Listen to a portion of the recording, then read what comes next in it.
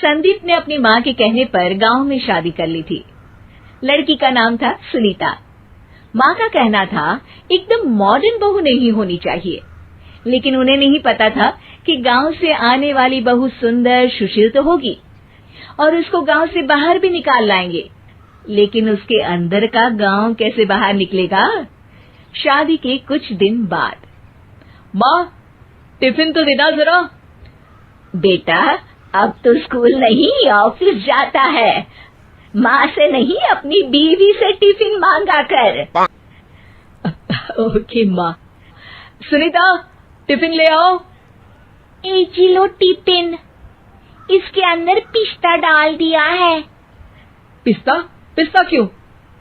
सास जी ने बोला था ना कि आपको पिस्ता बहुत पसंद है। ओहो, मैंने पिस्ता नहीं पास्ता बोला था, पास्ता। पास्ता? कहीं होता है पास्ता? अरे बेटी तू रहने दे, मैं बना दूंगी। अच्छा किया कि पाव भाजी बनाने का नहीं बोला, वरना किसी के पाव बना देती है। सुनीता को बुरा लगता है, लेकिन उसकी नादान हरकतें कम नहीं होती। ऐसे ही एक दिन, अरे तुमने ये क्या लगाया है? अरे आप वो फूस फूस करके लगाते हैं ना, वही। डियो? का दियो?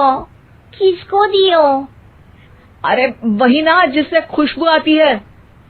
हाँ हाँ सही पकड़े हैं। अच्छा लेकर तो आना।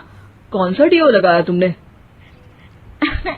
अभी लेकर आते हैं जी। संदीप की बात मानकर सुनीता अंदर से खुशबू वाला फुसफुस लेकर आती है। ओएमजी! ओएमजी मतलब ओ माय गणेश ना। अरे ओएमजी छोड़ो, ये खुशबू वाला फुसफुस की बात कर रही थी तुम? हाँ इसी की, फिर से सही पकड़े हैं। अरे देवी, लेकिन आप सही नहीं पकड़े हैं, ये डियो नहीं है।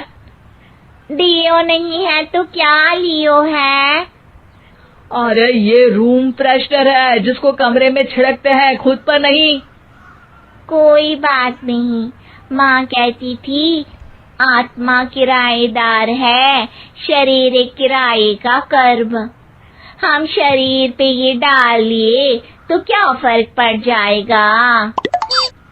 अरे बहू, ओ बहू, मेरे लिए फल तो लिया, फिर मैं बाजार जाऊंगी। सुनीता अपनी सास के लिए फल लेकर आती है।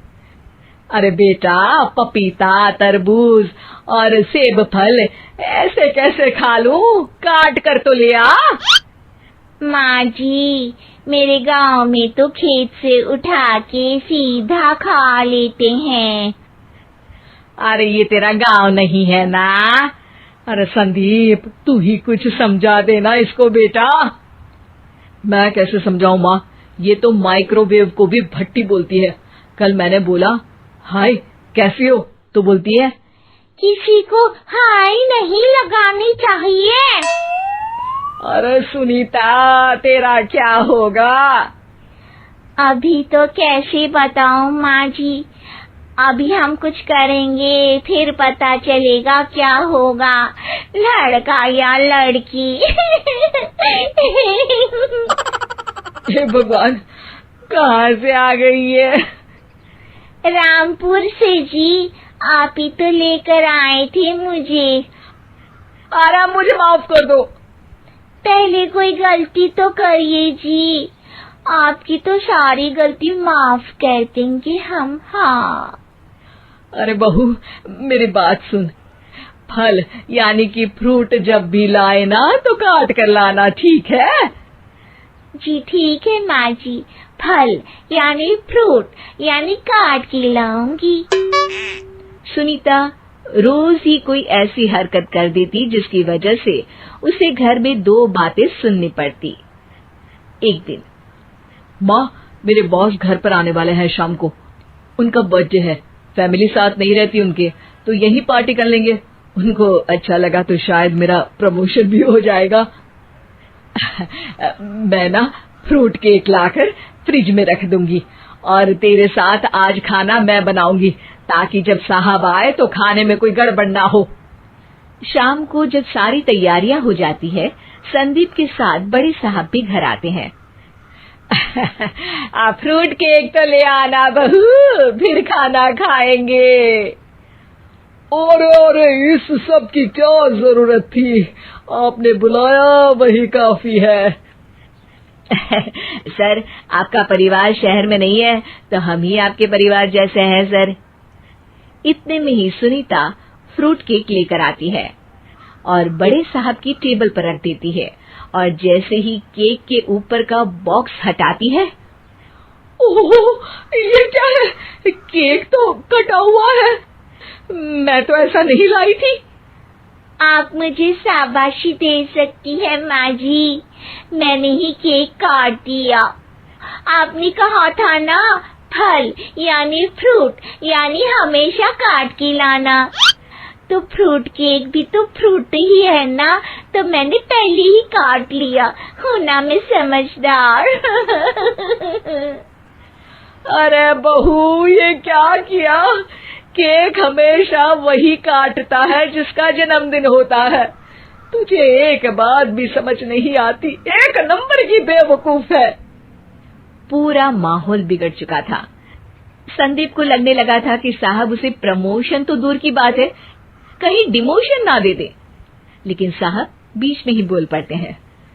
अरे कोई बात नहीं, ये इनकी बेवकूफी नहीं है, इनका भोलापन है।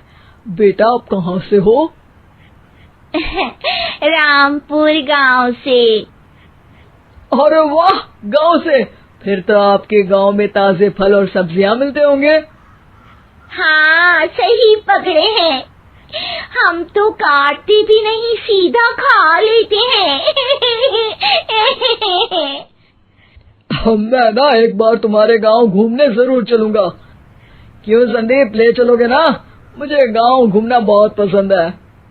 बस फिर क्या था, संदीप और सास दोनों खुश हो गए, क्योंकि साहब को सुनीता ने गांव की बात करके खुश कर दिया था। अब संदीप का प्रमोशन पक्का था। शिक्षा, कभी भी किसी भी गलती पर घबराना नहीं चाहिए। हो सकता है कि उस गलती की वजह से आगे बड़ा फायदा हो जाए।